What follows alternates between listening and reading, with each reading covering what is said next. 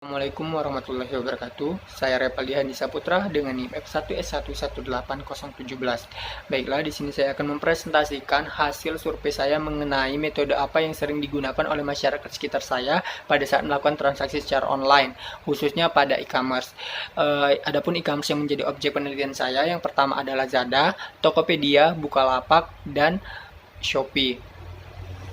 Adapun e-commerce sendiri merupakan suatu perdagangan elektronik atau penyebaran, pembelian, pemasaran barang dan jasa melalui sistem elektronik seperti internet, televisi, jaringan elektronik lainnya.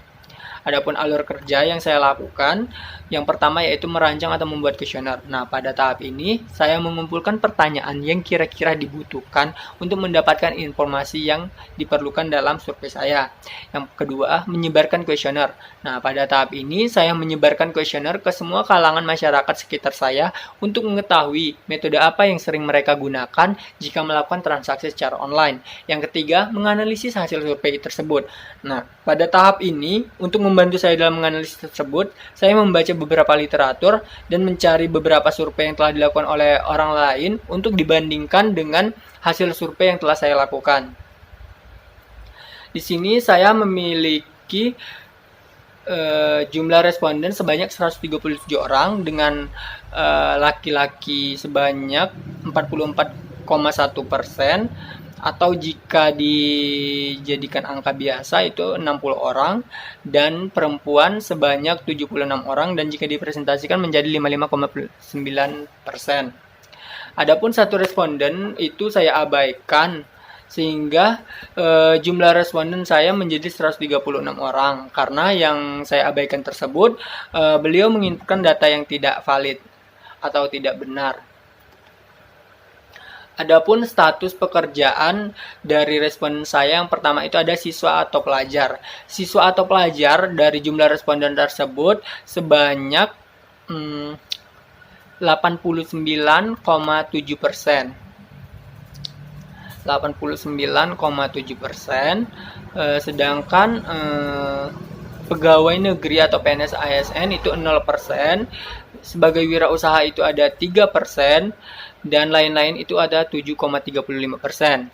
Nah, yang lain-lainnya ini ada rinciannya lagi. Yang pertama itu satu responden sebagai koki, 3 responden sebagai karyawan swasta, 1 responden lain sebagai PLPP, 1 responden sebagai IRT, dan 2 responden itu mahasiswa yang baru lulus, dan 2 lainnya bekerja sebagai serabutan. Selanjutnya e-commerce yang responden saya sering gunakan, yang pertama itu ada Shopee. Yang memilih Shopee itu ada sebanyak 113 responden jika dipresentasikan menjadi 86,3%. Sedangkan Tokopedia itu ada 20 responden atau 22,1%. Bukalapak itu ada 7 responden atau 5,3%, dan Lazada itu ada 20 responden atau 15,3%. Metode pembayaran yang dipilih responden saya itu ternyata yang paling banyak diminati yaitu cash on delivery atau COD. Nah, metode ini sangat banyak digunakan oleh responden saya karena di sini yang memilihnya ada 47 orang responden yang memilih metode ini. Selanjutnya transfer bank menjadi urutan kedua. Jumlah responden yang memilih metode ini sebanyak 31 responden. Yang memilih Alfamart itu ada 25 responden, dan sebanyak 24 responden memilih metode pembayaran dompet digital. Hanya 3 responden saja yang memilih metode pembayaran rekening bersama, dan 1 di antara 130 responden itu memilih metode kartu kredit. Selanjutnya, rata-rata alasan memilih COD itu, yang pertama itu ada mudah, kedua aman atau bebas dari penipuan, yang 3 itu pasti.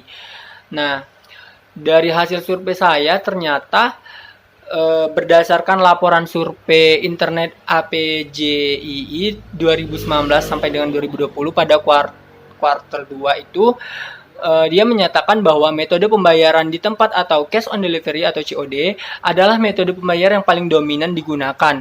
Metode transfer bank ATM adalah metode pembayaran yang paling banyak digunakan setelah COD. Nah, artinya survei yang telah saya lakukan ini sudah sangat didukung oleh survei yang telah dilakukan oleh Internet APJI pada tahun 2019-2020 pada kuartal 2 itu.